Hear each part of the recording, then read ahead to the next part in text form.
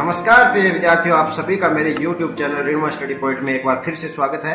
आज के इस वीडियो में कक्षा 8 के गणित विषय की प्रश्नावली 6 का एक महत्वपूर्ण टॉपिक वर्ग एवं वर्गमूल का पार्ट 2 का अध्ययन करेंगे।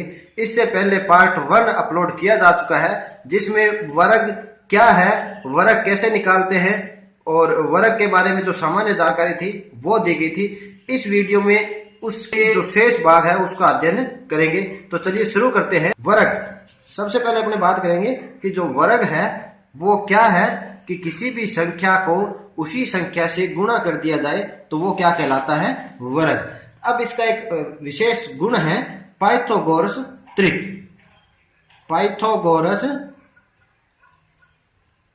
त्रिक क्या होता है? पाइथागोरस त्रिक क्या है? ये क्या होता है कि ऐसी तीन संख्याओं का जोड़ा होता है। त्रिक से मतलब तीन। ऐसी तीन संख्याओं का जोड़ा होता है जिसमें पहली दो संख्याओं के वर्गों का योग तीसरी संख्या के वर्ग के बराबर होता है। तीसरी संख्या के वर्ग के बराबर होता है, बराबर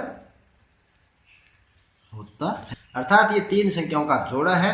मान लेते हैं ए संख्या, बी संख्या और सी, ये तीन संख्याएं हैं। तो ये दोनों संख्याओं के जो वर्गों का योग है वो तीसरी संख्या के बराबर होता है। तो यहाँ पर इन तीनों संख्याओं को पाइथागोरस त्रिक कहते हैं। जैसे एक उदाहरण ले लेते हैं, अपने कोई भी एक उदाहरण ले लीजिए, छोटे से छोटा उदाहरण ले लेते हैं, 3, 4 और 5। तो आपको प्रश्न इस तरह से दिया जा सकता है कि ये 3, 4 और 5 है, वो बताइए कि पाइथागोरस त्रिक है या नहीं है। तो इसके लिए आपको क्या करना है, सिंपली पहली संख्या का जो वर्ग है वो निकाल लेना है। 3 का वर्ग कैसे निकालते हैं? 3 को 3 से गुणा करना है। फिर दूसरी संख्या का वर्ग निकाल लेना है, 4 का वर्ग बराबर, फिर तीसरी संख्या का वर्ग निकाल लेना है। अगर इन दोनों का जो समीकरण है वो संतुष्ट हो रही है, यानी मान बराबर है, तो ये पाइथागोरस त्रिक होगी, वरना नहीं होगी। तो देख लीजिए 3 का वर्ग कितना होता है, 9, 4 का वर्ग होता है 16 बराबर 5 का वर्ग होता है 25। या इनको जोड़ लीजिए, 16 और 9 कितने होते हैं, 25 बराबर 25। ये दोनों मान क्या आ रहे हैं, एक जैसे आ रहे हैं। इसका अर्थ ये हुआ कि ये जो संख्या 3, 4 और 5 है ये पाइथागोरस त्रिक के रूप में होती है। अब क्या होता है कि इसमें एक और तरह से भी प्रश्न बनता है। कई बार ये पूछ लिया जाता है कि इन तीनों में से कोई भी एक संख्या दे देते हैं और बाकी की दो संख्याएं ज्ञात करनी होती है। तो उसका एक तरीका तो ये हो सकता है कि अपने प्रत्येक संख्या का वर्ग निकालें और फिर उनको जोड़ जोड़ कर देखें। तो ये प्रक्रिया एक लंबी हो जाती है। तो इसके लिए एक विशेष, इसका एक विशिष्ट रूप है जो पाइथागोरस त्रिक है, कि पाइथागोरस त्रिक की संख्याएं हमेशा 2m, m² - 1 और m² + 1 के रूप में होती है। तो ये आपको तीनों जो मान है वो याद रखने। पाइथागोरस त्रिक की जो संख्याएं हैं वो किस रूप में हमेशा रहती है, तो पहली संख्या 2m, दूसरी m² - 1 और तीसरी m² + 1 के रूप में होती है। तो यहाँ देखिए एक उदाहरण देते हैं अपने कि मान लीजिए आपसे एक प्रश्न पूछा जाए। प्रश्न ये दिया है कि ए पाइथागोरस त्रिक की एक संख्या 8 है, बाकी की दो संख्याएं ज्ञात कीजिए। तो आपको क्या करना है, सिंपली पहली संख्या दी हुई है तो इसमें से इसके साथ में 2m के बराबर पहली संख्या का मान रख देते हैं। तो देखिए, क्योंकि 2m बराबर कितना दिया अपने को, 8 दिया है, तो m का मान क्या हो जाएगा, m बराबर 8, 2 भाग में चला जाएगा, 8/2 कितना हो गया, 4। तो m का मान क्या प्राप्त हुआ है, 4। तो m² - 1 क्या होता है, दूसरी संख्या।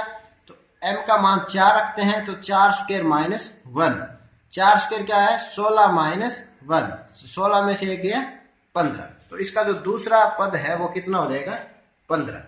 इसी तरह से इस पाइथागोरस त्रिक का जो दूसरी संख्या है वो कितनी हो जाएगी, 15। तीसरी ज्ञात करने के लिए क्या करेंगे, m² + 1 में m का मान रखेंगे। m का मान कितना है, 4, 4² + 1, 4² कितना होता है, 16 + 1 बराबर 17। तो आपने प्राप्त होगी कि जो पाइथागोरस त्रिक की संख्याएं हैं वो तीनों संख्याएं अपने पाइथागोरस त्रिक तो पाइथागोरस त्रिक की तीनों संख्याएं क्या है, पहली 8 है, दूसरी अपने प्राप्त कर ली 15 और तीसरी 17। इस तरह से आप पाइथागोरस त्रिक की तीनों संख्याएं पता कर सकते हैं। अभी तक आपने पढ़ा वर्ग के बारे में। अब देखते हैं वर्गमूल क्या होता है, वर्गमूल किसे कहते हैं या क्या होता है। जैसे देखिए, जैसे अपने बात करते हैं कि 4 का वर्ग है वो कितना होता है, 16। तो यहां इसको क्या लिखते हैं, 4 का वर्ग 16 है। इस तरह से इसको अपने बोलते हैं। और यदि यही बात ऐसे की जाए, 16 है वो किस संख्या का वर्ग है, तो वो किसका वर्ग है, 4 का वर्ग है। 16 है वो किस संख्या का वर्ग है, वो क्या है, 4 का वर्ग है। तो इसको अपने ऐसे बोलते हैं कि 16 का वर्गमूल कितना है। अब क्या बोलेंगे, 16 का वर्गमूल कितना है, ये बोलते हैं 16 का वर्गमूल 4 है। ये दोनों एक दूसरे के अपोजिट है। और वर्गमूल का जो चिन्ह होता है वो कर्णीय चिन्ह के द्वारा इसको बताते हैं, अंडर रूट के द्वारा बताते हैं। तो ऐसे लिखा हो अंडर रूट 16, इसका अर्थ क्या हो गया कि वर्गमूल 16, वर्गमूल 16, यानी कि 16 का वर्गमूल कितना होगा, 4। वर्गमूल निकालना सीखते हैं। वर्गमूल मुख्यतः 3 विधियों से निकाला जाता है। वर्गमूल निकालने की जो विधियां हैं वो क्या है, पहली विधि क्या है, घटाने की संक्रिया द्वारा, कि घटाकर कैसे अपने वर्गमूल निकाला जाता है। इस विधि को ज्यादा काम में नहीं लिया जाता, फिर भी अपने देखते हैं कि वर्गमूल घटाकर कैसे निकालें। अब घटाएंगे क्या, सिर्फ विषम प्राकृत संख्याओं को ही घटाया जाता है।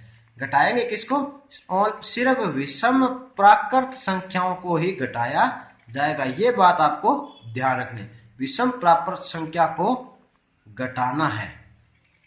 क्या प्राकृत संख्या होती है, 1 2 3 4 5 6 7 8।